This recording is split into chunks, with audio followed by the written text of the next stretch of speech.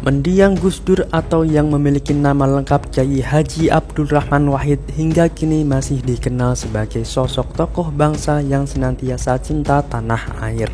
Ketika Gus Dur masih hidup, pernyataan yang terkadang tegas, lugas, nyeleneh seringkali baru diketahui maknanya setelah beberapa waktu kemudian. Selain sebagai sosok ulama besar, Gus Dur mendapat julukan sebagai Bapak Pluralitas Indonesia karena menjadi presiden untuk segala umat yang beragam di tanah air. Selain memiliki keilmuan agama yang tinggi dan humoris, banyak yang meyakini Gus Dur memiliki keahlian yang mampu memprediksi masa depan atau meramal. Terbukti cukup banyak ucapan-ucapan mantan ketua PBNU tersebut yang terbukti menjadi kenyataan. Sejumlah angka memberikan kesaksian ucapan Gus Dur yang terbukti benar-benar terjadi. Lantas apa sajakah ucapan-ucapan Gus Dur yang mengenai masa depan dan akhirnya terbukti menjadi kenyataan? Berikut 5 prediksi Gus Dur yang menjadi kenyataan. Yang pertama, Soeharto lengser dari kursi kepresidenan. Menurut seorang tokoh Islam Indonesia, Kyai Haji Bukhari Masruri, dalam satu waktu Gus Dur pernah menceritakan bahwa Soeharto akan mundur dari kursi orang nomor 1 di Indonesia. 11 bulan sebelum Soeharto jatuh, saya, Gus Dur, Mustafa Zuhad, Toha, pengurus NU Jogja, membicarakan berbagai masalah, tetapi tiba-tiba Gus Dur bilang dalam bahasa Jawa yang artinya sudah tak usah bicara itu, sebentar lagi Pak Harto jatuh. Bukhari melanjutkan ia tak percaya dengan omongan Gus Dur karena saat itu Soeharto telah diangkat menjadi Jenderal Bintang 5 dan didukung kekuatan bersenjata, politik, serta ekonomi publik, tetapi kenyataannya benar-benar fakta memihak Gus Dur. Setelah sebulan kemudian, Soeharto benar-benar lengser. Kedua, memprediksi dirinya sebagai presiden.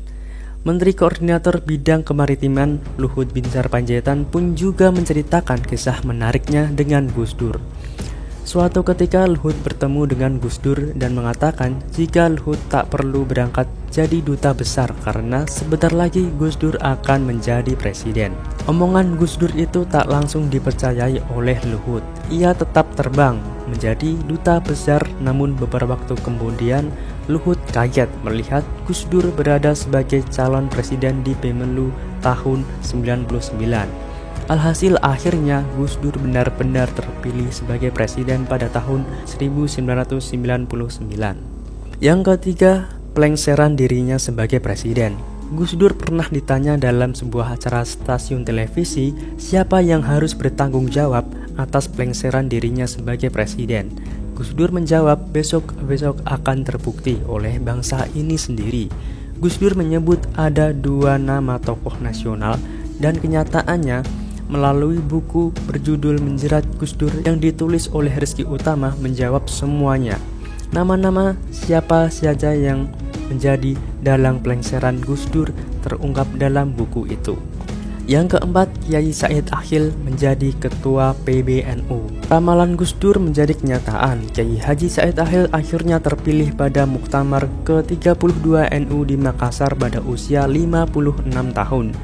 Cerita tersebut disampaikan sendiri oleh Said Akhil saat acara tasyukuran sukses Muktamar di PB CP Ansor. 5. Prediksi Jenderal Sutarman jadi Kapolri.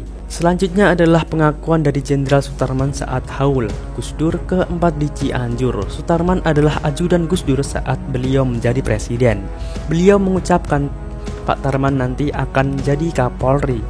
Kata Sutarman, alhamdulillah apa yang diucapkan Gus Dur terlaksana betul, ujar Sutarman, karena merasa Gus Dur memang ahli menghibur menurut Sutarman. Sutarman waktu itu hanya tertawa mendengar perkataan Gus Dur, jangankan menjadi Kapolri, bermimpi saja ia mengaku tidak pernah. Tapi faktanya tanggal 23 Oktober 2013 Sutarman benar-benar menjadi Kapolri setelah dilantik Presiden Susilo Bambang Yudhoyono.